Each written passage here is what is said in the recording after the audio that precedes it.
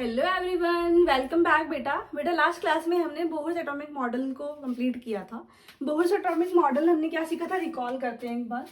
Bohr's ने बोला था कि उनके पास एटम में एक न्यूक्लियस होता है और उसके पास अराउंड इलेक्ट्रॉनिक क्लाउड्स होते हैं जिनको हम बोलते हैं shells. These electronic cloud known as shells and इनकी एनर्जी फिक्स्ड होती है, इसीलिए इनको डिस्क्रीट शेल्स भी बोलते हैं, डिस्क्रीट ऑर्बिट भी बोलते हैं। सो इन डिस्क्रीट ऑर्बिट में इलेक्ट्रॉन फील्ड होते हैं, है ना। पहले शेल का नेम हमने क्या दिया था, के शेल, जिसका एन नंबर क्या है 1, यानी कि उसका शेल नंबर क्या है 1 ऐसी। देन एल, एन क्या होता है 2, एम, एन क्या होता है 3। अगर एक और शेल बना दूंगी यहाँ पे तो is known as an shell and इसका शेल नंबर क्या होगा 4। As we go further so same numbers increase होते रहेंगे शेल के, ऐसे ही उनको हम नेम भी करते रहेंगे। K L M N O P Q R, ऐसे बहुत सारे शेल्स इंक्रीज होते रहेंगे on the basis of the electron present in the atom. Okay, अब नाउ ये इसका शेल नंबर है। मैंने आपको और क्या बताया था, पहला पॉइंट क्या होता है कि ये जो शेल है इनकी एक फिक्स्ड एनर्जी होती है, वो एनर्जी हम कैलकुलेट कर सकते हैं एन टू एन स्क्वायर की हेल्प से। चलिए कैलकुलेट करके देखें। अगर हम एन की वैल्यू 1 रखेंगे फॉर के शेल, एन की वैल्यू क्या है 1 है, तो 2 इंटू 1 का स्क्वायर इज इक्वल्स टू कितना होगा 2 आ जाएगा, यानी कि इसकी एनर्जी कितनी हुई 2 इलेक्ट्रॉन्स की हुई। अब एल शेल में देखें 2 इंटू 2 का स्क्वायर इज इक्वल्स टू कितना होगा 4 is equals to 8। 4 M shell 2 into 3 का square is equals to 9, that is 18। Very good. And for N 2 into 4 का square is equals to 2 into 16, that is 32। अब ऐसे increase करते रहेंगे तो और हम अदर शेल्स की वैल्यूज, अदर शेल्स की जो एनर्जी, फिक्स्ड एनर्जी वैल्यू है वो हम कैलकुलेट कर पाएंगे बाय दिस फॉर्मूला। ओके, तो ऐसे ही हमने इनकी एनर्जी फाइंड आउट की थी कि एक शेल में कितनी कैपेसिटी ऑफ इलेक्ट्रॉन हो सकते हैं। नाउ कुछ बातें और ध्यान रखते हैं, याद करते हैं। मैंने आपको बताया था इसमें इलेक्ट्रॉन की फिलिंग कहाँ से होगी, इनर शेल से आउटर शेल की साइड होगी, यानी कि सबसे पहले के शेल फिल होगा, उसके बाद एम एल, उसके बाद एम और उसके बाद एन, है ना। ऐसे इलेक्ट्रॉन की फिलिंग होगी। यस, और इसमें ये फिक्स्ड एनर्जी होती है इन शेल्स की। और क्या पढ़ा था हमने पढ़ा था कि जो इलेक्ट्रॉन्स हैं, मैंने मान लो कि ये एल शेल है और ये एम शेल है, तो इलेक्ट्रॉन रेडिएट करते हैं तभी जब वो एक दूसरे शेल में जाते हैं, है ना। जब एनर्जी गेन करेंगे, एनर्जी एक्स्ट्रा होगी इनके पास, तो ये जंप कर जाएंगे उस शेल में जिसमें ये एनर्जी मैच कर रही होगी, है ना। अब ये एनर्जी इसकी मैच कर रही हो एन शेल की तो डायरेक्ट एन शेल में चला जाएगा, और इसमें एनर्जी मैच कर रही हो एम शेल की तो एम शेल में चला जाएगा, है ना। Amount it's depend upon the energy we are giving them. अब जितना एनर्जी उन्होंने गेन किया है तो एनर्जी रिलीज भी तो होगा, है ना। तो एनर्जी क्या होगा, जब रिलीज होता है तो इलेक्ट्रॉन वापस अपने शेल में आ जाता है, वापस अपने शेल में आ जाता है, तो ये रेडिएशन क्या करता है, रेडिएशन एमिट करता है, जिसको हम इलेक्ट्रॉन एमिशन बोलते हैं, रेडिएशन एनर्जी। क्लियर। और क्या हमने बात किया था, हाँ, नंबर ऑफ शेल कितने होते हैं, नंबर ऑफ शेल ये हमने देखा था, ये हमारा के शेल है, ये एल है, ये एम है और ये एन है। इसी को हमने 1 2 3 4 नेमिंग की है, ऐसे ही नेमिंग होती है इनकी, right. So it's all recap about Bohr's atomic model. अब इसमें हम कुछ बातें करते हैं। बोर्स ने एटॉमिक मॉडल दे दिया, एटॉमिक मॉडल देने के बाद बोर्स ने बहुत सारी चीज़ें की। बोर्स ने बताया कि इलेक्ट्रॉन फिलिंग भी होती है। इलेक्ट्रॉन कितने, जैसे हमने क्वांटिटी निकाली इतने इतने इलेक्ट्रॉन फिल होंगे, लेकिन बोर्स ने एक और बात फाइंड की कि कोई भी शेल 8 इलेक्ट्रॉन, यानी कि कोई भी शेल 8 इलेक्ट्रॉन गेन करने के बाद स्टेबल हो जाता है। सो अगेन हम बनाते हैं, हमारे पास ये हमारा इलेक्ट्रॉन का मॉडल आ गया, ठीक है। और इसमें ये हमारा के शेल है, ये एल है, एम और ये हमारा एन शेल, ठीक है। फॉर एग्जाम्पल हम बात करते हैं जिसका कोई भी नंबर, एटॉमिक नंबर हम मान लो हमारे पास 12 है, 16 मानते हैं, ठीक है। 16 एटॉमिक नंबर किसका होता है बेटा? सल्फर का होता है। वेरी गुड, सल्फर का एटॉमिक नंबर होता है 16। अब सल्फर के एटम में इलेक्ट्रॉनिक कॉन्फ़िगरेशन क्या होगी? What is electronic configuration? Ma'am क्या होती है इलेक्ट्रॉनिक कॉन्फ़िगरेशन? इलेक्ट्रॉनिक कॉन्फ़िगरेशन बेटा होता है कि कितने शेल्स में कितने इलेक्ट्रॉन डिस्ट्रीब्यूटेड है, ठीक है। ऐसे सीखते हैं, जैसे कि हमें पता है कि हमें जो शेल की फिलिंग करनी, हमें जो इलेक्ट्रॉन्स की फिलिंग करनी है वो हमें के शेल से एन शेल तक करनी है ना। बीच में कुछ भी स्किप नहीं करना हमें। और इनकी भी कैपेसिटी होती है, ये 2 होता है, यहाँ पर 8 आएगा, 18 देन 32, ये कैपेसिटी होती है। लेकिन कैपेसिटी को रीच करने से पहले ही जब हमारा जो शेल है वो स्टेबलाइज हो रहा है, तो हमें एक्स्ट्रा इलेक्ट्रॉन देने की नीड ही नहीं है, राइट। जब नीड ही नहीं है तो इसलिए हम के शेल में 2 इलेक्ट्रॉन, एल शेल में 8 इलेक्ट्रॉन एंड एम शेल में 8 इलेक्ट्रॉन एंड एन शेल में भी 8 इलेक्ट्रॉन फिल कर उनको स्टेबलाइज कर सकते हैं,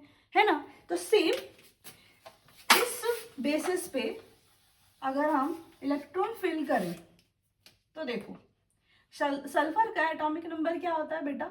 एटॉमिक नंबर है सल्फर का 16, यानी कि 16 एटॉमिक नंबर है। तो एक बार ध्यान से याद, तो दोबारा याद दिला रही हूँ, जितने नंबर ऑफ इलेक्ट्रॉन होते हैं उतने ही नंबर ऑफ प्रोटॉन होते हैं, ये भी हमने सीखा था।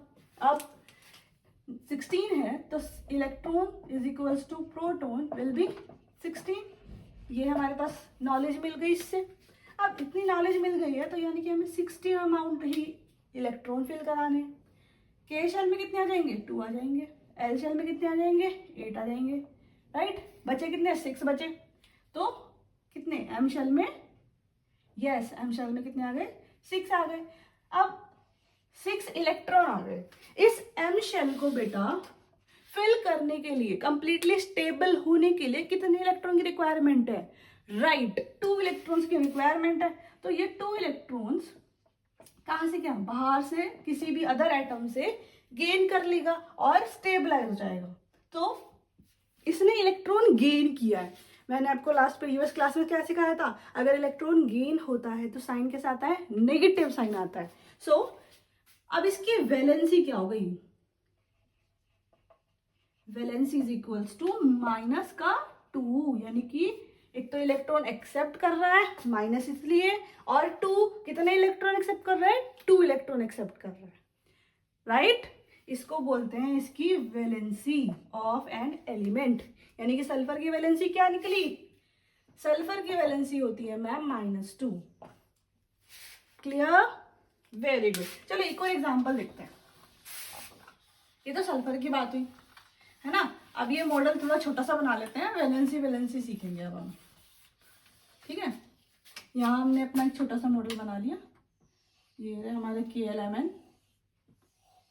ठीक है। ये K हो गया, सॉरी ये K हो गया, ये L हो गया, ये M हो गया और ये हमारा N हो गया, ठीक है।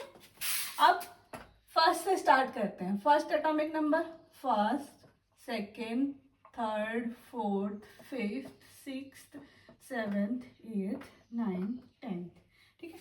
10 नंबर्स की बात करते हैं। ये एटॉमिक नंबर है बेटा। तो फर्स्ट क्या होता है हमारा? हाइड्रोजन का होता है ना। Second helium, lithium, beryllium, boron, carbon, nitrogen, क्या होगा? Oxygen and fluorine and neon. बोला था याद करने को, इसीलिए बोला था। अब याद कर लेना, अब याद कर लेना। अब हाइड्रोजन का इलेक्ट्रॉन देखो, यहीं पर ही लिख लेते हैं। अगर एटॉमिक नंबर इतना है तो इलेक्ट्रॉन इक्वल्स टू प्रोटॉन होगा, ये हमें पता है। तो इसका मतलब इसकी यहाँ के शेल, एल, एम और एन शेल लिख लेते हैं, करेक्ट। और जो भी वैलेंसी आएगी वो यहाँ लिख लेंगे। ऐसा चार्ट आप बना लेना, आपको हेल्प होगा इससे। अब देखो हाइड्रोजन में के शेल में एक ही इलेक्ट्रॉन है, यानी कि इसको एक इलेक्ट्रॉन की नीड है ना। या तो एक इलेक्ट्रॉन डोनेट भी कर सकता है और एक इलेक्ट्रॉन एक्सेप्ट भी कर सकता है, राइट। अब नाउ देखो इधर, हीलियम के कितने एटम होते हैं? 2।